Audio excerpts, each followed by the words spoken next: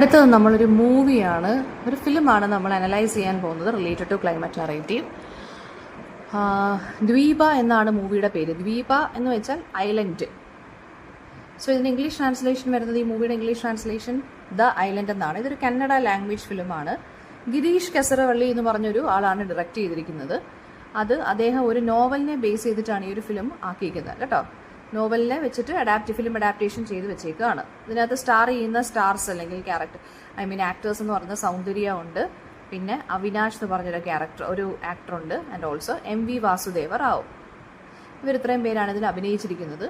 ഈ നോവലിനകത്ത് അല്ലെങ്കിൽ ഈ ഫിലിം എന്തിനെ കുറിച്ചാണ് പറയുന്നതെന്ന് വെച്ചാൽ ഡാംസ് ബിൽഡ് ചെയ്യുന്നതും, ഈ ഡാംസ് നമ്മൾ ഉണ്ടാക്കുമ്പോൾ അതിന് ചുറ്റിനുമുള്ള ആളുകളെ അല്ലെങ്കിൽ നേറ്റീവ്സിനെ നമ്മൾ ഡിസ്പ്ലേസ് ചെയ്യണം. അവർക്ക് വേറെ രീതിയിലുള്ള ഒരു റീഹാബിലിറ്റേഷൻ നമ്മൾ ഉണ്ടാക്കി കൊടുക്കണം.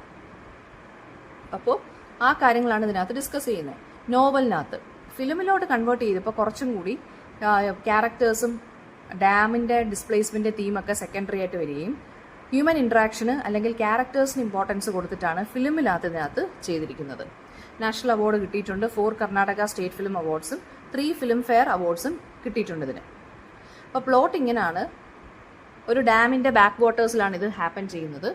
സീതാ പർവ്വത എന്നുള്ള ഒരു ഐലൻഡ്, അത് സ്ലോലി സബ്മേർജ് ആയിക്കൊണ്ടിരിക്കുകയാണ് ബിക്കോസ് ഓഫ് റെയിൻ, ഭയങ്കര മഴ കാരണം. ഗവൺമെൻറ് എന്ത് ചെയ്യുവാണ്, ഈ ഒരു റെസിഡൻസിനെ, ആ ഒരു പ്രദേശത്തുള്ള റെസിഡൻസിനെ എല്ലാം ഇവാക്യുവേറ്റ് ചെയ്യുവാണ്. എന്നിട്ട് അവർക്ക് കോമ്പൻസേഷൻ കൊടുക്കാം എന്ന് വെച്ചാൽ അവരെ ഇവാക്യുവേറ്റ് ചെയ്യാന്ന് വെച്ച് കഴിഞ്ഞാൽ അവരെ മാറ്റി താമസിപ്പിക്കാൻ പോവുകയാണ്. അപ്പോൾ അവർക്ക് പ്രോപ്പർട്ടീസിന് വേണ്ടിയുള്ള പൈസയെല്ലാം കോമ്പൻസേഷൻ കൊടുക്കാം എന്നിങ്ങനെ പറയുന്നു. അവിടെയാണ് നമ്മുടെ ടെമ്പിൾ പ്രീസ്റ്റ് ദുഗ്ഗജയും അദ്ദേഹത്തിൻ്റെ സണ്ണായിട്ടുള്ള ഗണപയും ഗണപയുടെ വൈഫ് അല്ലെങ്കിൽ ദുഗ്ഗജയുടെ ഡോട്ടറിലോ നാഗിയും താമസിക്കുന്നത്. അവർക്ക് പക്ഷേ അവരുടെ ഹോംലാൻഡ് വിട്ട് പോവണ്ട, ആൻഡ് ഓൾസോ അവർക്ക് ഈ കോമ്പൻസേഷൻ വെച്ച് ജീവിക്കാനും താല്പര്യമില്ല. അവർക്കൊരു കുഞ്ഞ് ഹട്ടാണുള്ളത്. അപ്പം കോമ്പൻസേഷൻ 25,000 രൂപ കിട്ടും. പക്ഷേ അവർക്ക് ആ ഒരു പ്രദേശത്ത് താമസിക്കുമ്പോൾ ഇവർക്ക് കിട്ടുന്നൊരു റെസ്പെക്റ്റ് ഉണ്ടല്ലോ, അത് വേറെ എവിടെയെങ്കിലും പോയി താമസിച്ച് കഴിഞ്ഞാൽ അവർക്ക് കിട്ടത്തില്ല. സോ അവർക്ക് വലിയ താല്പര്യമൊന്നുമില്ല. ഫുഡും ഷെൽട്ടറും ഒക്കെ കിട്ടുമായിരിക്കും കോമ്പൻസേഷൻ വെച്ചിട്ട്, 25,000 രൂപ വെച്ചിട്ട്. പക്ഷേ കോമ്പൻസേഷൻ വെച്ചിട്ട് love and respect of people അവർക്ക് ഒരിക്കലും ഇനി തിരിച്ച് കിട്ടത്തില്ല. കാരണം വേറെ സ്ഥലങ്ങളിൽ പോയി താമസിക്കുമ്പം പരിചയമില്ലാത്ത ആളുകൾ, പരിചയമില്ലാത്ത നാട്. സോ ആ ഒരു സെയിം റെസ്പെക്റ്റും ഡിഗ്നിറ്റിയും ഒന്നും ഇവർക്ക് കിട്ടത്തില്ല. അയലൻഡിൽ ഇവർ റെസ്പെക്റ്റഡ് പീപ്പിൾ ആണെങ്കിൽ ഔട്ട് സൈഡിൽ അവർ ഹൺഡ്രഡ്സ് ഓഫ് ഫാമിലി സ്ട്രഗിൾ ചെയ്തുകൊണ്ടിരിക്കുന്ന ഒരു ഫാമിലിയിൽ ഒരു ഫാമിലിയാണ് ഇവർ. പിന്നെ നാഗിയുടെ കസിനാണ് കൃഷ്ണ. അപ്പോൾ അദ്ദേഹം മുംബൈയിൽ സെറ്റിൽഡ് ആയിരുന്നു. അപ്പോൾ കൃഷ്ണ അങ്ങനെ ഈ ഐലൻഡിൽ വരുമായിരുന്നു. കൃഷ്ണ ഒരു സിറ്റി ഡ്വെല്ലറാണ്. അയാളൊരു കെയർ ഫ്രീ ആറ്റിറ്റ്യൂഡൊക്കെ ഉള്ളൊരു മനുഷ്യനാണ്. സോ ഗണപയുടെ, അതായത് നമ്മുടെ നാഗിയുടെ ഹസ്ബൻഡിൻ്റെ എൻറ്റയർലി ഓപ്പോസിറ്റ് ആയിട്ടുള്ളൊരു ക്യാരക്ടറാണിത്. നമ്മുടെ കൃഷ്ണ എന്ന് പറയുന്ന character. And with his help, കൃഷ്ണയുടെ ഹെൽപ്പോട് കൂടി ഫാമിലി എന്ത് ചെയ്യാണ്, വേറൊരു വീട്ടിലോട്ട് ടെമ്പററി ആയിട്ട് ഷിഫ്റ്റ് ചെയ്യുന്നു, ഇച്ചിരി ഹൈറ്റൊക്കെ ഉള്ളൊരു സ്ഥലത്ത്. അപ്പം കൂടുതൽ നമ്മൾ ഈ ഡാമിൻ്റെ പ്രോസസ്സോ അല്ലെങ്കിൽ ഈ മഴയോ അതൊന്നും പ്രശ്നം വരത്തില്ല ആ സ്ഥലത്ത്. അങ്ങനെ ഡേയ്സ് പാസ് ചെയ്യുന്നു. ഗണപ നാഗിയും കൃഷ്ണയും തമ്മിലുള്ള ബോണ്ടിൽ സസ്പീഷ്യസ് ആവുകയാണ് ചെയ്യുന്നത്. മീൻ മൈൽ ഗവൺമെൻറ് ഓഫീസേഴ്സ് എന്ത് ചെയ്യുകയാണ്, കോമ്പൻസേഷൻ 25,000 രൂപയായിട്ട് പിന്നെയും കൂട്ടുന്നുണ്ട്. പക്ഷേ ദുഗ്ഗജ എന്ത് ചെയ്യുന്നുണ്ട്, സൈൻ ചെയ്യാൻ റെഫ്യൂസ് ചെയ്യുന്നു. ഇയാൾക്ക് സ്ഥലം വിട്ടുകൊടുക്കാൻ താല്പര്യമില്ല എന്ന് പറയുന്നു. ആൻഡ് അദ്ദേഹവും ഗണപയും കൂടെ എന്ത് ചെയ്യാണ്, നേമ എന്ന് പറഞ്ഞൊരു സേക്രഡ് ടെമ്പിൾ പൂജ നടത്തുവാണ്. And he sends back Ganapa home to stay all night at the temple.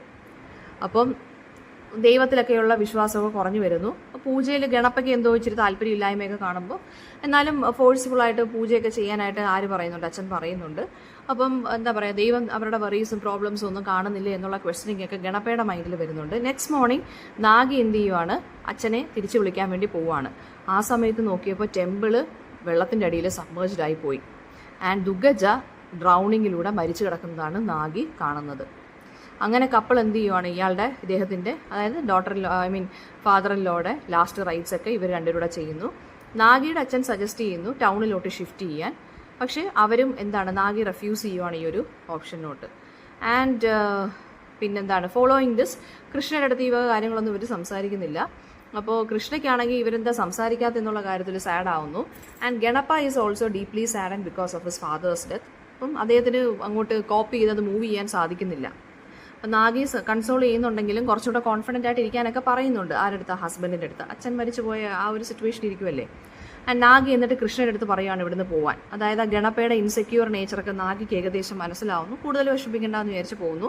Krishna എങ്ങനെ പോകാൻ നോക്കുവാണ്.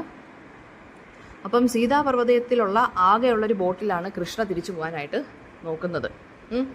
അപ്പോഴത്തേക്കും എന്താണ്, ടു മേക്ക് തിങ്സ് വേഴ്സ് ഒരു ടൈഗർ അവിടെ ഇങ്ങനെ റോം ചെയ്യുന്നത് ആര് കാണുന്നു? വീടിൻ്റെ അടുത്ത് പരിസരത്ത് കാണുകയും ചെയ്യുന്നു. അപ്പോൾ വെള്ളം എന്താണ്, പുതിയ വീട്ടിലോട്ടും കയറി വരാനും തുടങ്ങി. നാഗി കോൺഫിഡൻ്റ് ആണ്, മെസ്സെല്ലാം ക്ലീൻ ചെയ്യുന്നു. ഗണപയ്ക്ക് എന്താണ്, ഒരു ഹോപ്പും ഇല്ലാതെ എൻഡിന് അദ്ദേഹം ഒരു ഹോപ്പ്ലെസ് ആയിട്ട് വെയിറ്റ് ചെയ്തുകൊണ്ടിരിക്കുകയാണ്, ഇപ്പോൾ വേണമെങ്കിലും മരണം സംഭവിക്കുന്നുള്ള രീതിയിൽ. വൈൽ ഹീ സ്ലീപ്സ് നാഗി എന്ത് ചെയ്യാണ്, രാത്രിയിലെല്ലാം ഉറക്കം ഉളച്ച് നിൽക്കുവാണ്. വീടിനെയും കാഫിനെയും, അതായത് പശുക്കുട്ടിയെയും ടൈഗറിനെ നിന്നൊക്കെ രക്ഷിക്കാൻ വേണ്ടിയും മഴയിൽ നിന്നൊക്കെ രക്ഷിക്കാൻ വേണ്ടി നാഗി ഉറങ്ങാതെ വീടിനെയും കാഫിനെയൊക്കെ പ്രൊട്ടക്ട് ചെയ്ത് ഇങ്ങനെ നിൽക്കുവാണ്. നെക്സ്റ്റ് മോർണിംഗ് ഡാം ഓവർഫ്ലോ ചെയ്യുവാണ്. അങ്ങനെ വാട്ടർ എന്ത് ചെയ്യാണ്, പതുക്കെ വലിഞ്ഞു തുടങ്ങി ബാക്കിലോട്ട്. അങ്ങനെ ഗണപ എന്ത് ചെയ്യാണ്, ദൈവത്തിന് എന്ത് ചെയ്യാണ്, മിറക്കിളിന് വേണ്ടി താങ്ക്സ് ഒക്കെ പറയുന്നു. അപ്പം നാഗി ചോദിക്കുവാണ്, അപ്പം ഞാൻ രാത്രിയിൽ ഉറക്കം ഉളച്ചതിനൊന്നും ഒരു മീനിങ്ങും ഇല്ലേ എന്ന് ചോദിക്കുമ്പോൾ ഗണപ ഡിസ്മിസ് ചെയ്യുവാണ്.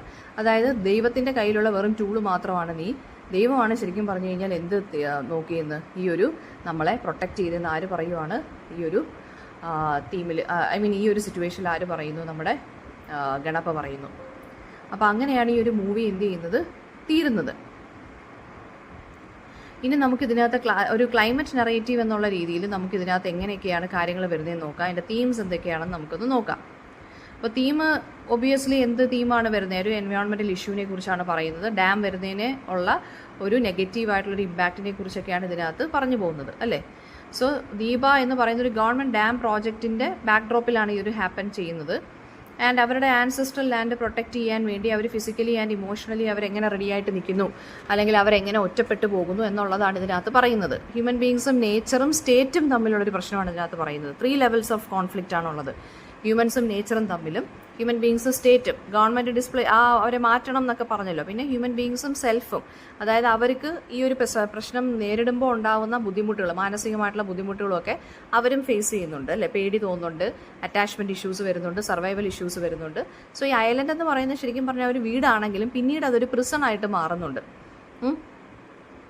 പിന്നെ ഭയങ്കര മിനിമലായിട്ടുള്ള ഡയലോഗും വിഷ്വൽ സ്റ്റോറി ടെല്ലിങ്ങുമാണ് ഇതിനകത്ത് കൂടുതലായിട്ടും ഉള്ളത്. സൈലൻസിനെ കാണിക്കുന്നുണ്ട്, അവരുടെ ആ ഒരു ലോൺലിനെസ്സിനെ കാണിക്കുന്നുണ്ട്.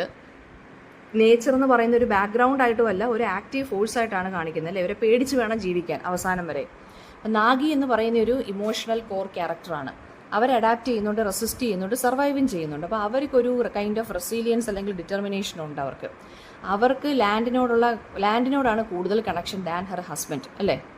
അപ്പം ട്രഡീഷണൽ ആയിട്ടുള്ള ജെൻഡർ റോളിൽ നിൽക്കുന്ന അല്ലെങ്കിൽ ഒതുങ്ങിക്കൂടി നിൽക്കുന്ന ഒരു ഭാര്യ ടൈപ്പ് ക്യാരക്ടർ അല്ല നാഗിയുടേത്. എന്നുവെച്ചാൽ അവരാണ് ലാസ്റ്റ് ഇയാളെ പ്രൊട്ടക്ട് ചെയ്ത് രാത്രി ഉറക്കം ഉളച്ച് ഇങ്ങനെ നിൽക്കുന്നത്.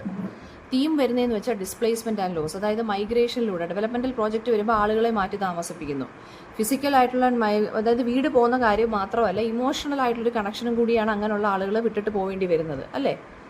പിന്നെ ഐസൊലേഷൻ, ഫിസിക്കൽ ഐസൊലേഷൻ ഉണ്ട്. വെള്ളം ഉയരുമ്പോൾ ഇവർക്ക് മാറി താമസിക്കേണ്ടി വരുന്നു. ഇമോഷണൽ ഐസൊലേഷൻ ഉണ്ട്. ഹസ്ബൻഡും വൈഫും തമ്മിൽ കൃഷ്ണ എന്നുള്ള ക്യാരക്ടർ വരുമ്പോൾ ഒരു പ്രശ്നം വരുന്നുണ്ട്. സോഷ്യൽ ഐസൊലേഷനും ഉണ്ട്. ബാക്കി എല്ലാ ആളുകളും പോയി ഇവർ മാത്രം ഇവിടെ താമസിക്കുക. അപ്പോൾ അവിടെയും ഒരു ലോൺലിനെസ് ഫീൽ ചെയ്യുന്നുണ്ട്. ലാൻഡിനോടുള്ള അറ്റാച്ച്മെൻറ്റ്, ലാൻഡ് എന്ന് പറയുമ്പോൾ അതൊരു പ്രോപ്പർട്ടി മാത്രമല്ലല്ലോ, നമ്മുടെ ഹെറിറ്റേജ് ആണ്, നമ്മുടെ മെമ്മറിയാണ്, നമ്മുടെ ഐഡൻറ്റിറ്റിയാണ്. അപ്പോൾ അത് വിട്ടു പോകാനൊന്നും ഉദ്ദേശിക്കുന്നില്ല എന്ന് വെച്ച് കഴിയുമ്പോൾ അതും ഒരു പ്രശ്നമാണ്, അല്ലേ?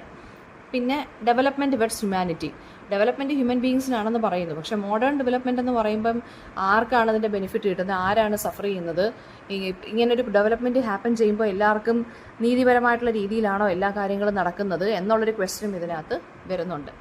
പിന്നെ സർവൈവലും അഡാപ്റ്റേഷനും, അതായത് ഹ്യൂമൻ ബീങ്സ് എന്ത് ചെയ്യുന്നുണ്ട്, എൻവയോൺമെൻറ്റൽ ചേഞ്ചിനനുസരിച്ച് അഡാപ്റ്റ് ചെയ്യാൻ ശ്രമിക്കുന്നുണ്ട്. പക്ഷേ ആ അഡാപ്റ്റ് ചെയ്യുന്നതിന് ലിമിറ്റ്സും കാര്യങ്ങളും എല്ലാം ഉണ്ട്. ഇതൊരു എക്കോളജിക്കൽ പെർസ്പെക്റ്റീവിൽ പറയുകയാണെന്നുണ്ടെങ്കിലും ഇത് തന്നെയാണ് നിങ്ങൾ പറയേണ്ടത്, എൻവയോൺമെൻറ്റിൻ്റെ ട്രാൻസ്ഫർമേഷൻ.